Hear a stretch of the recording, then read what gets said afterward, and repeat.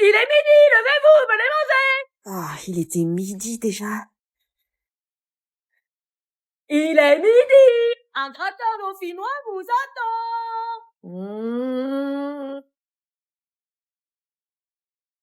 Ça va, t'as bien dormi, ma chérie? Ouais, j'ai pas réussi à fermer l'œil avant 3h du matin. Vous avez passé la soirée à discuter dans la chambre, c'est ça? Non. Ah, bah, ça va se faire avec le temps. Sur les couleurs de la vie sans elle, tout coule sur moi. Ce changement de situation, cette famille recomposée pourrave. Est-ce que nos parents pensaient à ce que ça impacterait dans nos têtes? Gratin dauphinois ce midi. Il est pas là, Pierrick? Tu t'assois pas sur mon canapé comme ça. Hein? S'assois pas comme ça, tu respectes les règles de la maison. Mais t'es sérieuse? Ouais. Maman? Ah bah c'est pas chez moi non plus, hein, il faut respecter les règles. Bon, j'ai compris, vivement je retrouve ma maison alors. Tu vas où? On va manger là. Je vais commencer à préparer ma valise et retourner chez papa. T'es sûre que tu veux partir? Oui, on en a parlé hier soir, maman. Si t'insistes. Et de toute façon, j'ai demandé à papa de venir me chercher. Moi perso, ça me dérange pas qu'elle parte. Je me préparais alors à partir, mais j'étais pas prête pour ce que ma demi-sœur, entre guillemets, allait me faire subir. C'est ma mezzanine. Elle était tout le temps sur mon dos, à contrôler mes faits et gestes, et prenait toujours un malin plaisir à me rappeler qu'ici c'était chez elle.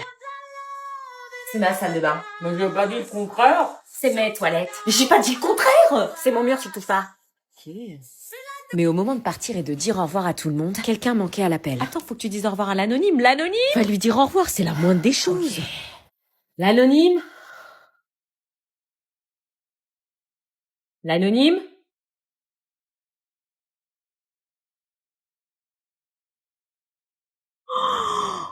Marina, tu saignes. Ce sang, qu'est-ce que ça voulait dire? Est-ce qu'elle avait perdu le bébé? Il fallait prendre les devants et vite la secourir. Marina, on va à l'hôpital. On rassemble ses affaires. Ok. Prenez ma valise de maternité. Quoi? Elle est où? Ma valise de mater. Mais elle est où? Là-bas, vous avez des yeux ou quoi? Oui, bah tu m'excuseras, ça fait 2 semaines que j'ai pas mis les pieds dans cette chambre. C'est ça? Non, c'est une valise, pas un sac. Tu nous parles de ça, mais on est coincés, tu crois que ça a un sens dans le... Quand on est prévu à la base pour être tata, oui. Ça voulait dire qu'à ses yeux, je faisais toujours partie du trio et que je serais quand même la tata de son bébé. Anna, aide-moi, s'il te plaît. Finalement, elle m'avait pardonné. Anna. Oui. C'est ça la valise de mater? Oui. Allez, c'est bon, on y va.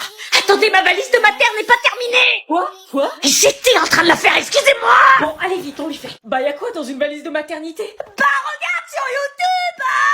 Tu crois que j'ai le temps de me mater une vidéo, là, alors que tu perds du sang? Bon, stop, là, faisons preuve de bon sens, réfléchissons. Et allez, bah, voir les couvertures polaires. Bah, voir couverture polaire. Ok, ensuite. Ah ouais. Tu vas chercher les trucs, moi je les range, ok? T'es vachement organisée. Mes parents sont militaires, ça se voit pas? Là-bas, il y a les soutiens-gorge d'allaitement. Ok. Les couches sont dans le placard. Les couches? C'est bon, on peut fermer. Make-up, il me faut du make-up. Non, mais le maquillage, on s'en fout, tu vas accoucher. Il me faut du make-up. C'est les hormones de grossesse qui te rendent zinzin? Anna, aide-moi à lui trouver son make-up, s'il te plaît. Ok. Super, Marina était la reine de l'éparpillement du make-up. Rien n'était jamais rangé avec elle. Les filles, dépêchez-vous! Elle me stressait à mort. Vite. Oui, bah je fais ce que je peux. Allez, c'est bon.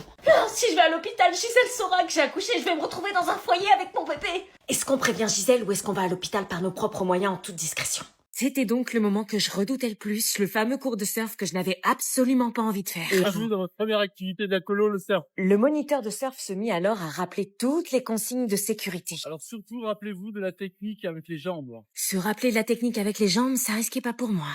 Pourquoi est-ce qu'elle me regardait comme ça? Elle avait une tête à vouloir me noyer. T'inquiète, chaque année on fait notre stage de surf, c'est comme ça qu'on commence nos vacances. La prochaine fois, c'est quoi, un saut en parachute?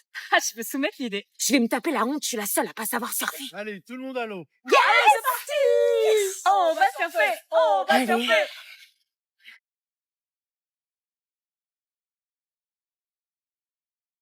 Non mais c'était quoi ça, l'allure qu'elles avaient? On doit y aller, dépêche-toi! Tu viens pas? Non, je sais pas surfer. C'est pas grave, on est tous passés par là. Pourquoi est-ce que j'avais l'impression que l'océan l'avait certainement accueilli les bras ouverts avec ce sourire de dingue? Allonge-toi sur la planche, je vais te montrer. Oh, il voulait vraiment m'aider? Et c'était parti pour le cours de surf.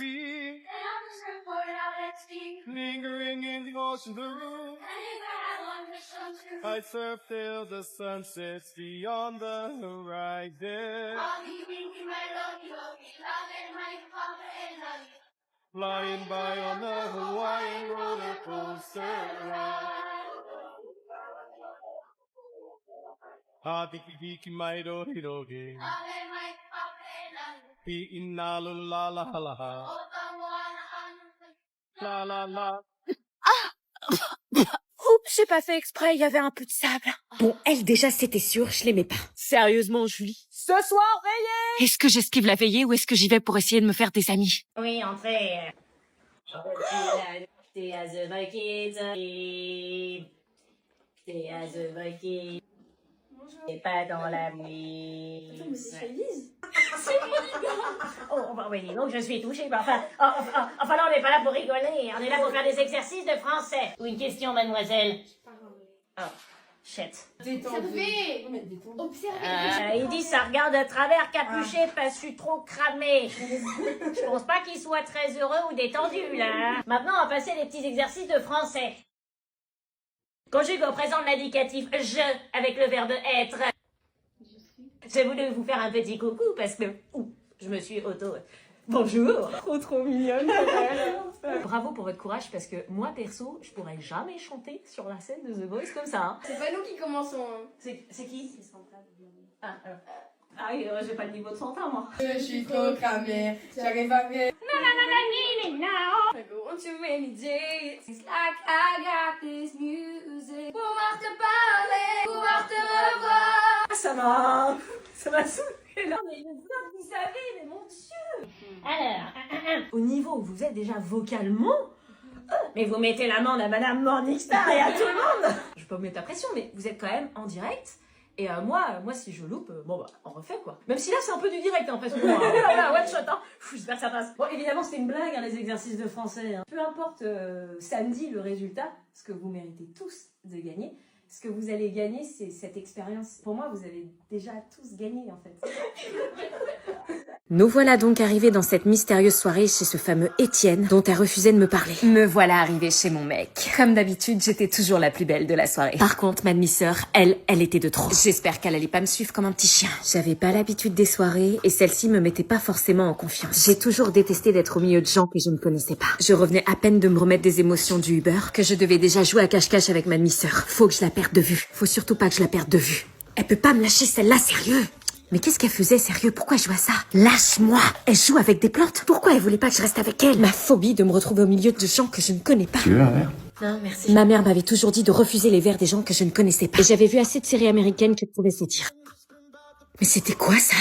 C'était son mec? C'est pour ça qu'elle faisait le mur ce soir? Chloé? Putain, tu me suis ou quoi? Qu'est-ce qu'elle a à nous regarder comme ça, elle? Rien, ces personnes, je la connais à peine. Quoi? Je nous ai sauvé la vie avec le Uber et tu fais genre tu me reconnais pas? C'est qui cette meuf? Personne, bébé, fais-moi confiance. T'es sérieux, c'est ton mec? Bah quoi? Mais il est vachement plus vieux.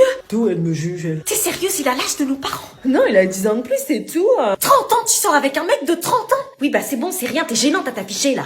Mais bravo pour le spectacle. Qu'est-ce qu'il avait lui à faire le malin, ce dégueulasse? Je passais alors le reste de ma soirée toute seule à attendre que ma demi-sœur vienne me chercher. Jusqu'au moment où j'entendis la voix de ce fameux Étienne. Chloé, ça fait 3 mois et on l'a pas encore fait, tu vois. Attends, il est vraiment en train de parler de... Je pense l'emmener en vacances, là, pour qu'elle se détende un peu et qu'elle se laisse faire. Quoi, il est sérieux là? Si elle accepte pas, je la largue. J'essaie avec Margot. Mais quel connard, il fallait à tout prix que j'aille le raconter à Chloé. Quoi? J'ai entendu ton mec parler de toi, il en a rien à faire de toi, il veut juste profiter. Arrête, il m'aime, tu dis ça parce que t'es jalouse. Non, je te jure, je l'ai entendu. Mais tu te prends pour qui? Fous-moi la paix, t'as pas intérêt à en parler. Est-ce que j'en parle à quelqu'un? Nous étions donc partis pour jouer notre rôle de faux couple devant les autres avec Dorian. Faux contact physique, faux sourire, faux regard, tout devait être millimétré pour ne pas semer le doute. J'attends, t'es trop drôle. Même rire à des blagues débiles. Dorian me plaisait pas, je crois que j'avais envie de vomir à chaque fois que je le touchais. Mais dans quel pétrin est-ce que je m'étais encore fourrée? En revanche, depuis le début de ce faux couple, j'appréciais énormément la colo. Je m'entendais avec tout le monde m'intégrait dans les conversations. Et on passait notre temps à rire sur les animateurs et à raconter notre vie. L'ambiance dans la chambre était vraiment ouf. J'aurais jamais cru qu'on avait autant de points communs avec Julie. Ma nouvelle personnalité, en revanche, ne semblait pas plaire à Louison. Ceci dit, je m'intégrais vraiment bien. Déclare la guerre au camembert. Le Porça, lui, n'a pas voulu. Mais sans le savoir, notre jeu commençait à s'essouffler. Julie nous regardait peu à peu d'une manière différente. À croire que les faux câlins commençaient à nous griller. Tu trouves pas qu'Anna et Dorian sont bizarres? Bah non, pourquoi? Regarde leur attitude. Ils ont l'air gênés, mais après c'est normal, ils viennent de se mettre en couple. Ils font des têtes cheloues, on les a jamais vus s'embrasser, ils se parlent jamais en privé, on dirait que c'est surjoué. Je savais qu'elle parlait de nous là, il fallait absolument que je brûle les pistes. Ça va mon chéri? Ah ouais, j'avoue, ils ont pas l'air heureux, t'as vu la tête de Dorian? J'ai une idée. Dorian, je te l'ai jamais dit, mais je te trouve grave mignon comme mec. Ah ouais? Elle dit rien alors que c'est son mec. Ouais, tu dragues mon mec, là. Bah embrassez-vous alors. Quoi? Bah ouais, au final, on l'a jamais vu. Puisque c'est ton mec, prouve-le. Mais on s'est embrassés dans la suite de l'amour. Bah prouvez-le. Bah ouais, embrassez-vous. J'allais vraiment devoir céder pour m'enfermer encore plus dans mon mensonge. Est-ce que j'embrasse Dorian ou est-ce que je refuse?